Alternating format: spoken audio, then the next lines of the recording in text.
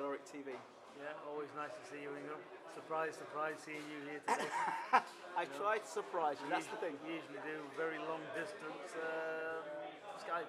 Absolutely. But Now we're in person. We're in person again, and this time it's not dark, as people were saying last time in that cinema. It's quite bright. Yeah, it is. So, final preparations. You can't do any more training as such. You're just the warm downs and final preps, but nothing really too technical now. No, all the work's been done, and as you can see, a few light pads just to get a light sweat on, and probably 15-20 minutes if that. So just all the work's been done, and just building up the energy now. Okay, so how's Tyson been for the build up to this fight? Obviously, you've had the cancellations previously, David Haye twice, Chisora, and now you've got the fight on now. Fingers crossed. How has it been for motivating him for this one?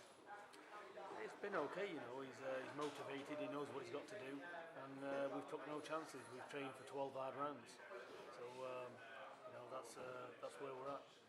How much does the first fight have any bearing on the second fight, in your opinion, as a trainer? None. I think if anything, maybe a little bit psychological, that's all.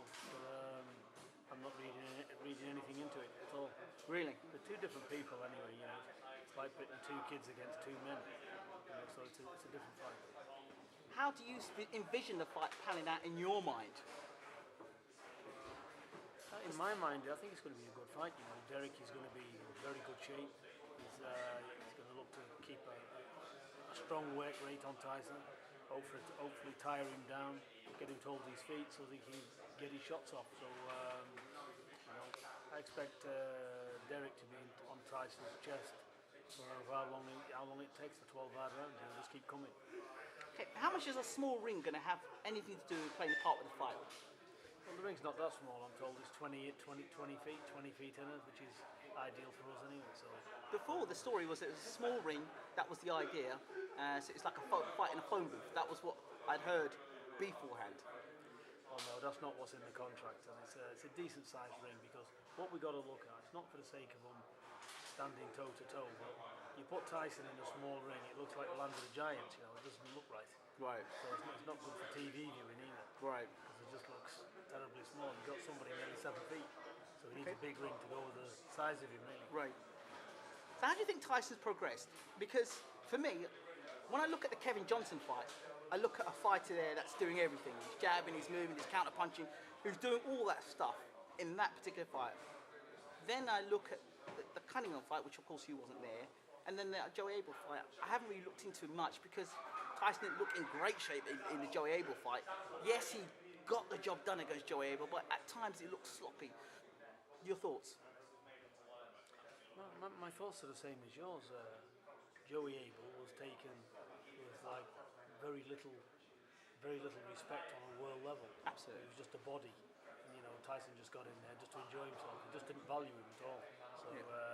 So that's the trouble with Tyson. If a fight, he's got to get up for fights, Tyson. Yep. So Joey Abel went exactly to plan. He was just a body to get in there, right, and just actually get a fight. Right. It was no more than that. Against Cunningham, wrong tactics. He did the wrong things. So it wasn't what we worked for, and I publicly said that. So was that part of your strategy, or just part of what happened on the night? No, it's what happened on the night. There was nobody there, and he just thought he wanted to just get him out of there nice and early. And you just can't walk into people with your hands down, or in his case, jump in with your hands down. So that's it. But every fight's a learning curve for him. People don't forget he's young. Yeah. So now there's different phases to his training now all the time. He's a different fighter. Yeah. So and now he's properly fit. Yeah. Everything's going well in the gym. We'll see on the night. 6'7" or 6'9", however many stones. Shouldn't Tyson Fury be walking through opponents? I mean, dominant, like knocking guys out and saying, look, I am a heavyweight that needs to be feared. Vladimir Klitschko put on a performance against Pulev that I didn't expect. I don't think anybody expected him to walk out and blow Pulev away like that.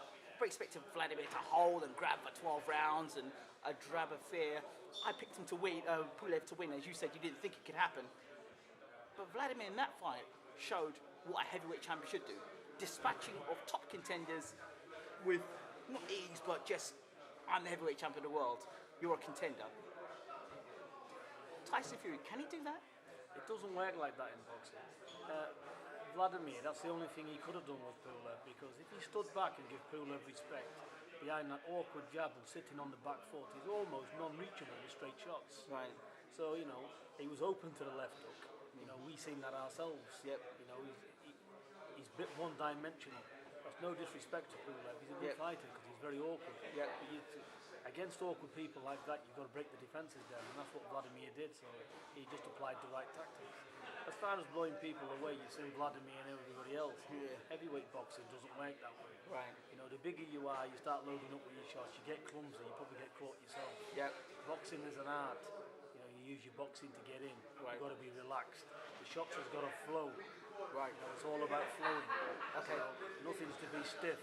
Right. Loaded up. Right. Look, world champions. What we're dealing with. Somebody that can hit a heavy bag, they don't become world champions. If that was the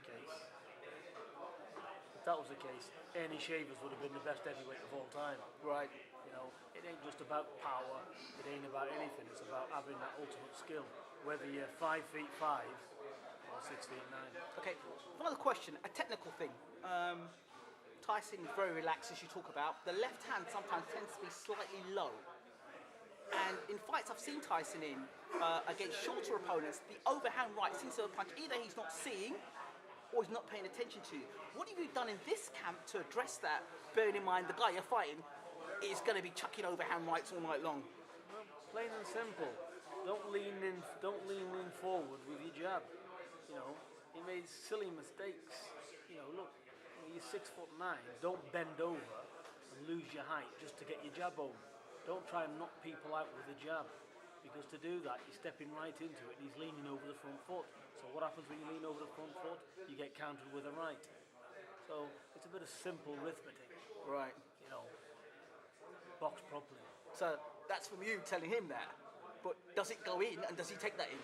That's the key element now, isn't it? He is registering. You're going to see a different Tyson. Come Saturday night, you're going to see a Tyson experienced, grown up, and I'm looking not just for a display of the Tyson. Yeah. I'm looking for people to wake up and say, this kid is a legitimate threat. That's what what people want to see. And that's what I'm after. I'm not in this boxing for the money and all that crap. Yeah. I'm interested in world-class boxing, and I know he's capable of that, and that's what I want to see, and that's what we've come to get. And Derek Chisora is the perfect opponent for Tyson. Yes. Because he's no pushover. Right. And he's coming to win. So these are the fights that I want. Yeah. I want Derek to be in the best shape of his life, give everything he's got, because I want to see a good fight. Absolutely. And that's what I prepared for. I prepared for 12 hard rounds. The heavyweight scene needs a challenger that people can take seriously. Tyson, this needs to be his graduation night. This needs to be the night where he says, you know what? But look, every fight's a threat, and you can look at Derek's last performances, especially the ones against David A. Yes. This guy sometimes he doesn't turn up. Right. But probably against Tyson, he's got it in his head. He's going to turn up. Yes. So we're going to see the best Derek Chisora, which is going to be a good. So it all hallmarks show for a good fight. Peter, finally, to the fans and those who support Team Fury, do you have a word to them down the camera? Yeah, listen, we appreciate all the well wishes we've had from your brother and all the well wishes for the camp. And I just want both men to have a good fight, get paid well, and both come out healthy and shake hands afterwards. Peter Fury, thank you so much for talking to Baylor TV. You're welcome.